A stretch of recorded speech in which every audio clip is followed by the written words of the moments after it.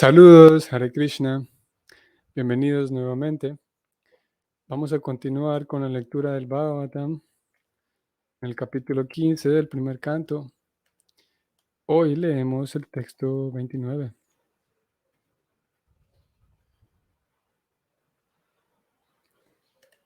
Om Namo Bhagavate Vasudevaya. Om Namo Bhagavate Vasudevaya.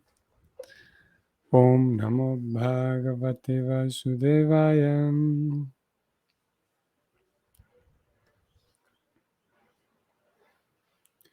Vasudevangriyanudyanam Parivrimhitaram hasam Bhaktya nirmatita shisham Kishaya dishanorjunam. La traducción de este verso es la siguiente. El recuerdo constante de los pies del loto del Señor Krishna hizo que la devoción de Arjuna creciera rápidamente y como resultado de ello, toda la basura de sus pensamientos se disipó.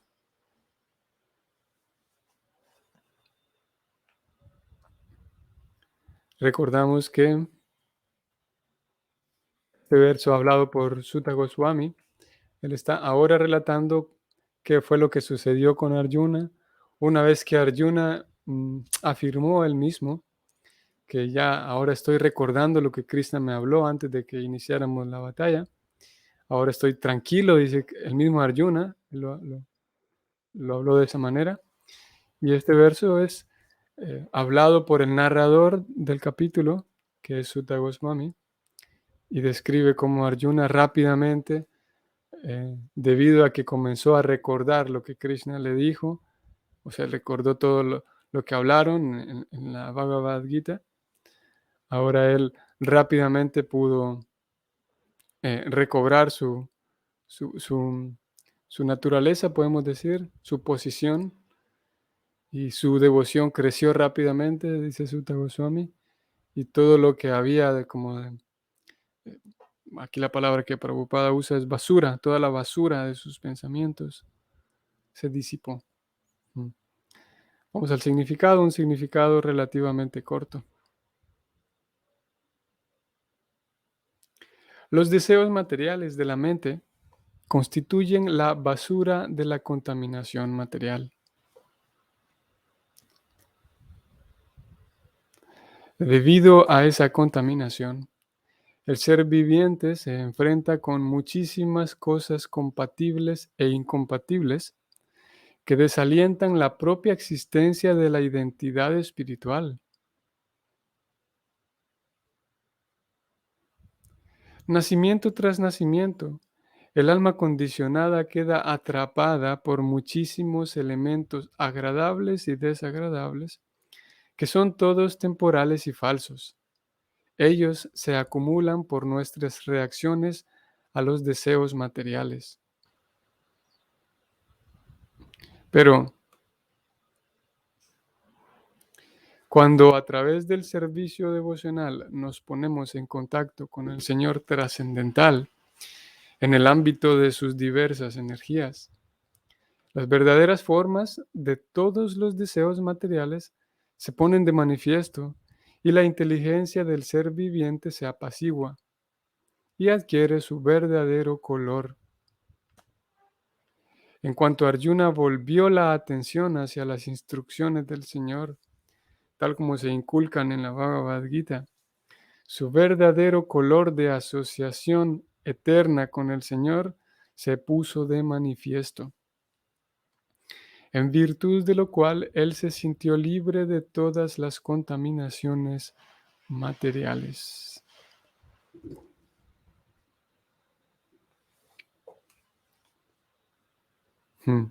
Interesante aquí que Prabhupada habla de verdadero color, que la inteligencia, em, el ser viviente adquiere su verdadero color. Claro que esto no es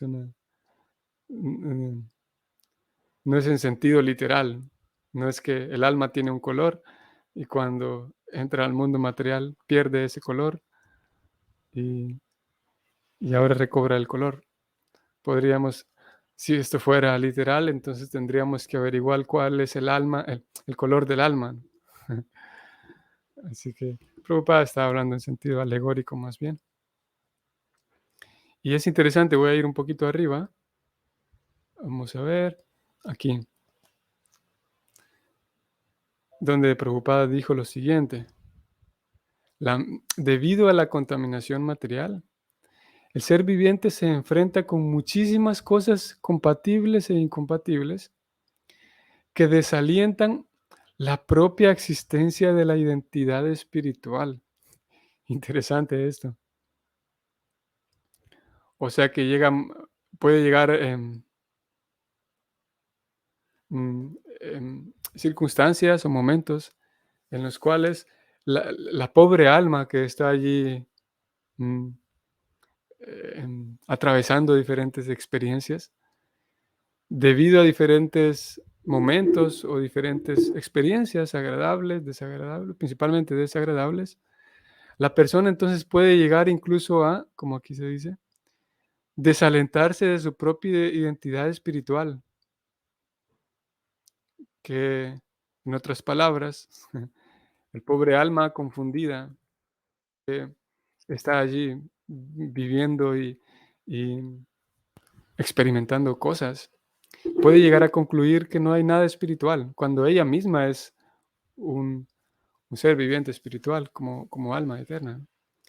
Pero debido a diferentes, como aquí Prabhupada lo articuló así, que debido a diferentes experiencias desagradables, la persona llega a concluir que sí, que no hay nada espiritual.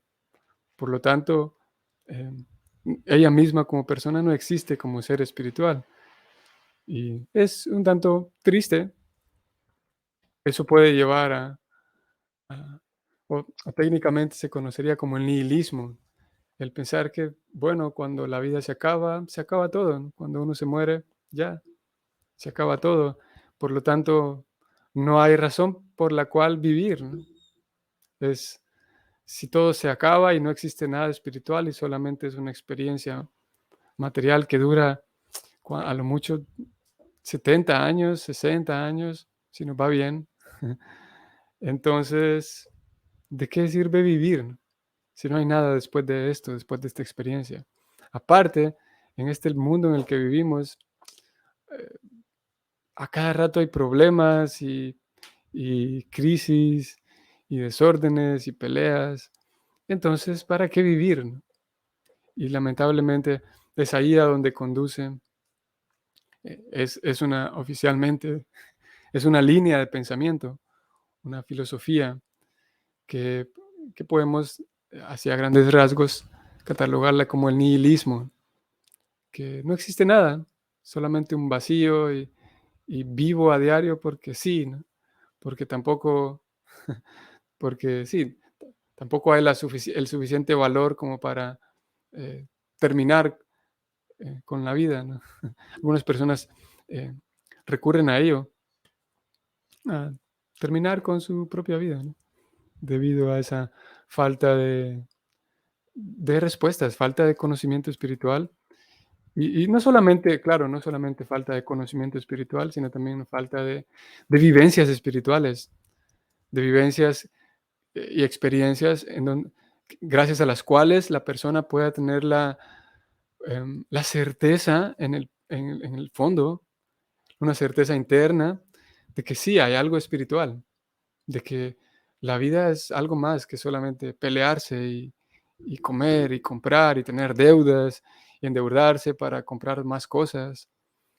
Mm, si la persona tiene una experiencia espiritual, em, si de alguna u otra manera tiene la oportunidad y la fortuna de exponerse ella misma a ciertos eventos que le permitan experimentar em, emociones que tengan que ver con el alma, que es ella misma, el alma, entonces podrá tener una esperanza de, como aquí leímos, eh, esa persona que puede ser que esté desalentada desalentada de su propia existencia y no tenga ninguna información de su propia identidad espiritual. Es posible que esa persona, gracias a una experiencia espiritual real, pueda entonces eh, encontrar una compatibilidad. Voy a abrir aquí un poquito más. Puede encontrar una compatibilidad entre su ser espiritual y un objetivo espiritual en su vida, objetivos espirituales. Ustedes lo recuerdan, hace creo que más de un año que leíamos, esto fue el capítulo 9 si no estoy mal. Sí, capítulo 9 de este canto, en donde leíamos acerca de los rishis. Voy a ir allá porque es relativo a ese tema y ustedes lo van a ver. Los rishis es un adjetivo que presenta el Bhagavatam. Y de acuerdo con el Bhagavatam, esos rishis, o se denomina rishis, a una persona que eh, busca logros espirituales. Aquí lo estoy. Ah, no, ustedes. A ver. 195 creo que es aquí. Aquí está, sí. Estoy en capítulo 9 de este primer canto, texto 5, que como digo, varios meses atrás ya leímos este verso y lo analizamos un poco. Aquí Prabhupada dice que los rishis son aquellas personas que han alcanzado la perfección mediante logros espirituales. Todo el mundo puede tener esos logros espirituales, ya sea uno un rey o un mendicante, cualquier persona. Esto es lo que veníamos a buscar aquí. Como un rishi busca logros espirituales y como lo hemos dicho también ya en varias ocasiones, hace un par de días también lo dijimos, como hay diferentes niveles de satisfacción. Y también las escrituras, también el Bhakti informa de esos niveles. Muy interesante también la categorización y cómo se describen esos niveles, cada uno más profundo que el anterior. Y iniciando desde la comida, es un nivel de satisfacción espiritual en donde el alma, a través de comer, a través del acto de comer, se refugia en el acto de comer y considera que ese es Dios. El placer más grande que tiene ese alma es comer. Y es muy claro y evidente el ejemplo de un niño, un bebé que llora porque tiene comida, porque tiene hambre, ¿no? Y hemos hablado de esto en otras ocasiones, yo he hablado de ello.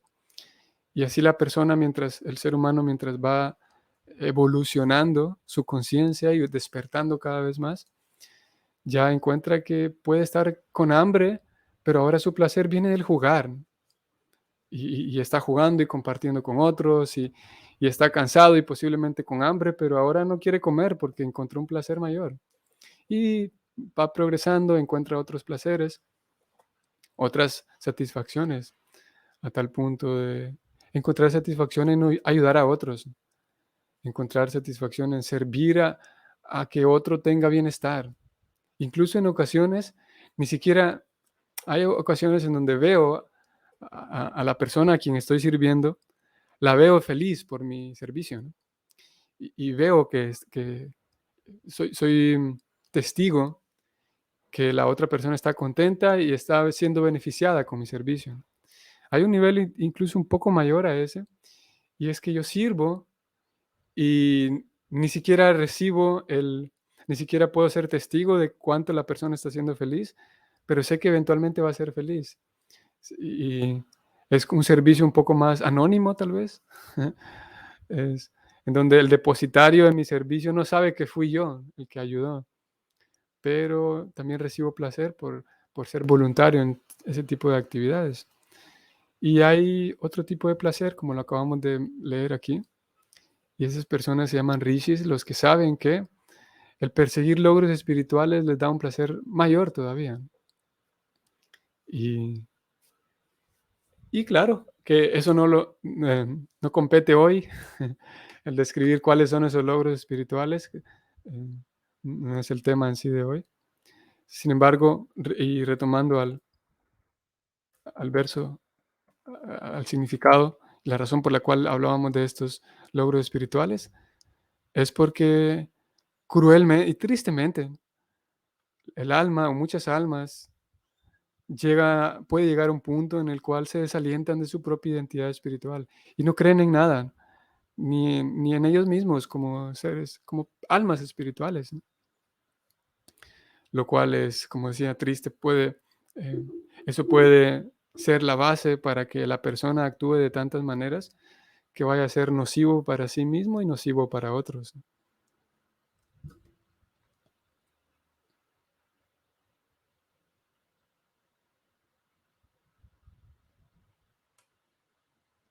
Entonces, preocupado un poco más abajo, voy a ver dónde, hasta aquí. En- Cuando a través del servicio devocional, dice él, nos ponemos en contacto con el Señor trascendental en el ámbito de sus diversas energías, las verdaderas formas de todos los deseos materiales se ponen de manifiesto y la inteligencia del ser viviente se apacigua y adquiere su verdadero color. Mm. Hace unos días, creo que fue hace un par de versos atrás, ustedes tal vez recuerden que yo, partiendo de lo que leíamos del verso, yo describía que es un intento inútil y mm, des, mm, desvinculado con la verdadera esencia de la persona. Es un intento inútil el tratar de eliminar el ego. Hay em, algún par de filosofías que apuntan a eso, ¿no? A eliminar el ego. Lo cierto es que el ego es parte del ser viviente. El ego es cuando la capacidad que tiene el ser viviente de darse cuenta que él existe, ¿no? Lo leíamos hace un par de versos. Y eso es el ego. El detalle, como lo presenta al menos y lo describe el Bhakti, es que hay una membrana que cubre muy, muy sutilmente al alma y la hace, a través de esa membrana, la hace confundir su ego. Entonces adquiere, como digo, gracias a esta, o debido a esta membrana, adquiere una identidad que es distorsionada. Y es a lo cual el Bhakti llama el ego falso, el ego, la falsa identificación, el falso yo. Sin embargo, el ego como tal es completamente necesario. Si no, podemos llegar a esto que acabamos de leer, a que la persona intente o pierda su identidad espiritual en virtud de un desaliento que pudo haber tenido por alguna experiencia. Entonces intente eliminarse a sí misma. Y eliminar el ego significa eliminar el alma. Eh, y algo similar, así como el ego se ha vuelto un tanto satanizado, el pobre, em, lo mismo sucede con los deseos.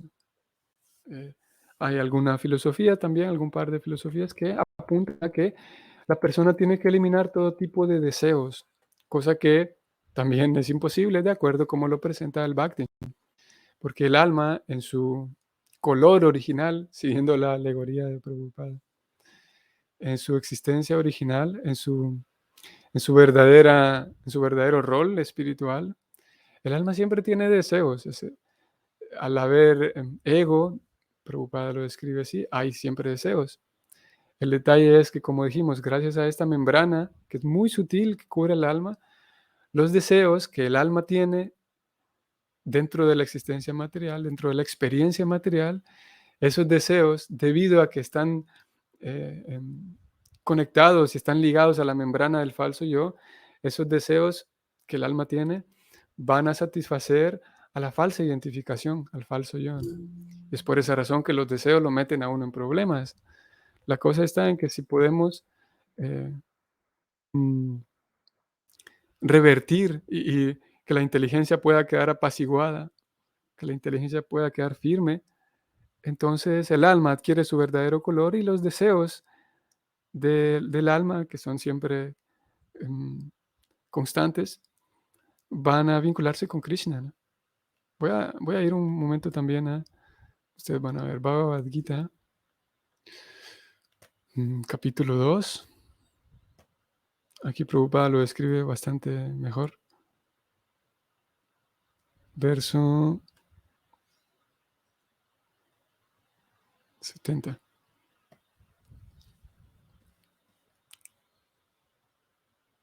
2:70.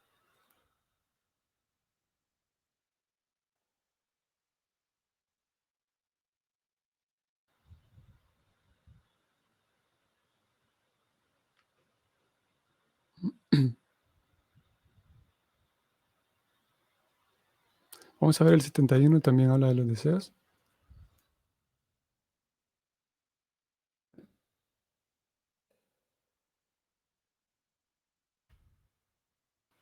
Aquí está lo que estamos buscando. 2:71 de la Gita. Significado. Dejar de tener deseos significa no desear nada para complacer los sentidos materiales, como hemos venido diciendo con esa identificación falsa. En otras palabras, desear algo para volverse consciente de Krishna es de hecho no tener deseos. Es un tema interesante que vale la pena eh, tenerse con mayor tiempo y mayor detenimiento para analizar esto. En otras palabras, desear algo para volverse consciente de Krishna es de hecho no tener deseos. O sea, si, si yo hoy por hoy me veo a mí mismo que no tengo la suficiente claridad espiritual como quisiera, la suficiente conciencia como quisiera, pero al mismo tiempo tengo el deseo de seguir progresando, de seguir limpiando mi visión, seguir limpiando mi corazón, mi conciencia. eh, Ese deseo de seguir progresando, de seguir limpiándome, es, a pesar de ser un deseo, sí, a pesar de ser un anhelo, un deseo, de acuerdo con esto que aquí Prabhupada está mencionando, eso de hecho es no tener deseos, a pesar de que el acto de desear se está ejecutando, ¿no? La acción misma de desear está llevándose a cabo, pero por el hecho de que la persona lo que está deseando es despertar más su conciencia espiritual, se considera que no son deseos, porque esos deseos no vienen a satisfacer el falso yo. Al contrario, esos deseos vienen a que el verdadero yo resurja. Por lo tanto, eso es no tener deseos. Puede resultar un tanto enredado, ¿no? Voy a seguir leyendo. El estado perfecto de conciencia de Krishna consiste en entender la verdadera posición de uno como servidor eterno de Krishna, sin considerar falsamente que este cuerpo material es uno mismo y sin declararse falsamente propietario de nada en el mundo. Vean qué interesante, Prabhupada aquí describe cuál es el estado perfecto, sin que uno se considere, eh, o sea, esa membrana de la cual estamos hablando deja de actuar sobre la persona y ya la persona tiene un ego verdadero, se ve a sí mismo no como las identificaciones corporales, sino se ve a sí mismo como un sirviente de Krishna, ¿no? Vamos a aterrizarlo un poco más esto. En otras palabras, yo puedo, yo tengo tantas identificaciones que son necesarias para vivir dentro de la experiencia material. Tengo la identificación de que nací en Honduras, por ejemplo, soy hondureño. Yo nací en Honduras, para los que no sepan ese dato, que vivo en Panamá, más yo nací en Honduras. Sin embargo, no puedo simplemente tirar a la basura mi pasaporte, porque si lo hago desde Panamá, entonces no puedo volver a Honduras, porque quedaría aquí sin, como, em, como un ilegal, ¿no? Como un inmigrante ilegal. Y si voy a Honduras y tiro la basura al pasaporte, pues no podría salir de Honduras en caso de que quiera eh, seguir realizando mi servicio, que es eh, principalmente como actividades misioneras, ¿no? Así que tengo una realidad que es la realidad nacional, ¿no? Y el detalle es que, a pesar de esa realidad nacional, el alma que tiene esa experiencia, que al mismo tiempo está viviendo una experiencia espiritual, el detalle es cuál de las dos identidades tiene más preponderancia, tiene más, em, mm, más, ¿cómo es esta palabra? Más prioridad. ¿Cuál de las dos identidades tiene más prioridad? Si al momento de tomar decisiones importantes, la persona da más peso a cuál de las dos identidades, su identidad como hondureño, su identidad como sirviente de Krishna. Y ahí podemos ir nosotros testando, podemos ir midiendo en qué medida para decisiones importantes yo tengo, de manera natural, pienso más primero en mi identidad como sirviente de Dios. Algunas ocasiones, porque todos estamos en un proceso que es el mismo, pero en un grado diferente todos. Hay algunas ocasiones en donde decisiones importantes voy a tener que tomarlas de acuerdo a mi identidad nacional, porque las leyes civiles en donde estamos y etcétera me, me- me exigen eso, ¿no? Hay algunas ocasiones en donde voy a tener que pensar como prioridad por otras identidades, pero en qué medida la persona no olvida seguir cultivando su identidad como sirviente de Krishna, ¿no? En qué medida su felicidad viene y sus amistades, sus actividades diarias están relacionadas con su identidad espiritual. En qué medida, y claro que aquí hemos hablado de identidad eh, nacional y espiritual, pero tenemos muchas otras. ¿En qué medida mi felicidad depende de identificarme a mí mismo como un ingeniero, como lo que trabajo, ¿no? Mi profesión? ¿En qué medida mi felicidad proviene de identificarme a mí mismo como, como un señor, ¿no? Como una señora, o como un joven, o como un adulto? ¿En qué medida yo obtengo felicidad de que tengo un rango en una empresa, en una institución religiosa incluso? Y nosotros podemos ir testando eso a nivel interno. En fin de cuentas, esto es para que cada quien lo identifique en su propia persona.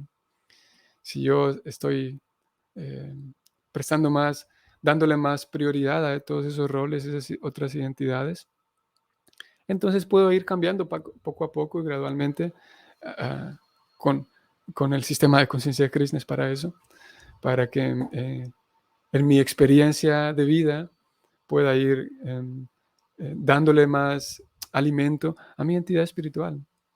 No quiere decir de que, como dije, no quiere decir de que las otras identidades tengo que tirarlas a la basura, porque de hecho el hacerlo en muchos casos va a entorpecer mi progreso espiritual.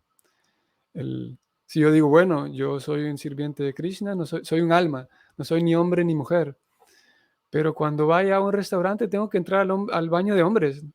No puedo ponerme filosófico ahí con la administración del restaurante de que no, tiene que tener un baño solamente para aquellos que no nos identificamos ni como hombre ni como mujer, sino como sirviente de Krishna. Hombre, pues entre al baño que le toca, ¿no? Si es de mujer o es de hombre. Tengo que, y, en el acto de entrar en el baño de hombres o de mujeres, quien sea una devota, no quiere decir de que yo estoy reforzando mi identidad como hombre dentro del mundo material al entrar al baño de hombres. Simplemente es seguir una convención social, ¿no? Pero yo sé en el fondo que, bueno, entro a este baño porque es la cuestión práctica, pero no me identifico necesariamente porque entré a ese baño, quiere decir que estoy alimentando mi ego falso de ser un hombre dentro del mundo material. Es para seguir ciertas convenciones sociales. Y el hecho de tirar a la basura o de intentar falsamente o prematuramente tirar a la basura esas otras identificaciones puede traernos problemas. El proceso consiste del bhakti, el proceso consiste en alimentar con conciencia, de manera voluntaria. Ustedes tal vez pudieron ver algo que compartimos ayer. Prabhupada hablaba de cómo el servicio devocional es voluntario, individual y espontáneo. Y de manera voluntaria y de manera inteligente yo puedo ir alimentando mi identidad espiritual a diario y al mismo tiempo las otras identidades que requieren mi atención y requieren parte de mi responsabilidad que las siga viendo, seguir cultivándolas. No puedo simplemente decir, bueno, yo no soy el cuerpo, entonces no voy a alimentarme bien, no voy a ejercitarme. Todas esas cosas son necesarias porque un cuerpo físico que esté enfermo posiblemente va a impedir mi concentración en Krishna. Así que, ok, en la medida de lo posible, alimentarme adecuadamente, beber suficiente agua, dormir suficiente, hacer un poco de ejercicio, para que eso me permita tener una claridad mental mejor para alimentar mi identidad espiritual.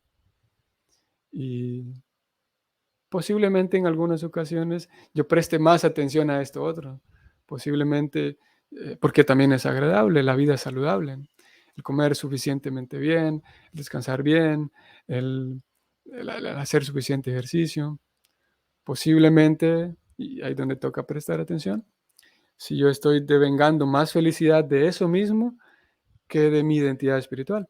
Y si es así, bueno, con paciencia y sin culparse y eh, sin recriminarse, bueno, si yo de momento estoy teniendo más felicidad de esa actividad física material, bueno, gradualmente ir haciendo un balance para que eventualmente la actividad física y el cuerpo saludable me permitan a mí, con una mente clara, eh, cultivar más mi ser espiritual.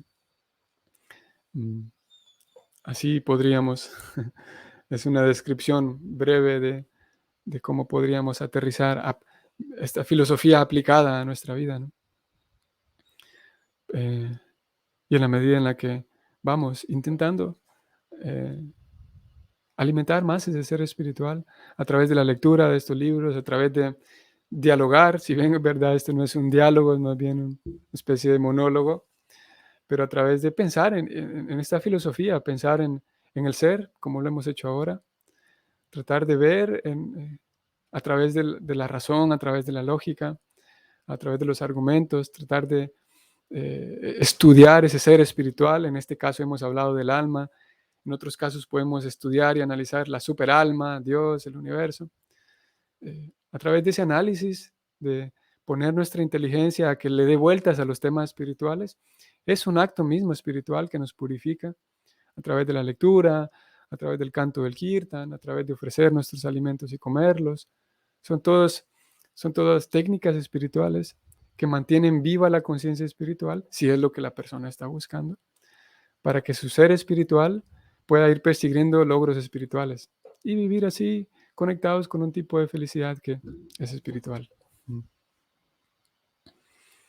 Ok, vamos a detenernos aquí porque la realidad material nos dice que hay un horario que debemos observar por diferentes responsabilidades, ¿no? Ustedes siguen con su día, yo sigo con el mío y tenemos que atender a esas responsabilidades también. Nos vamos a detener aquí. Entonces espero que haya sido para ustedes un fin de semana agradable y provechoso. Para mí, gracias a Dios, lo fue provechoso y agradable. Y bueno, espero que sea una bonita semana hoy, lunes, y bonito fin de mes. Hoy es 28 de febrero, me estoy dando cuenta, último día del mes. Y entonces nos vemos mañana. Hare Krishna.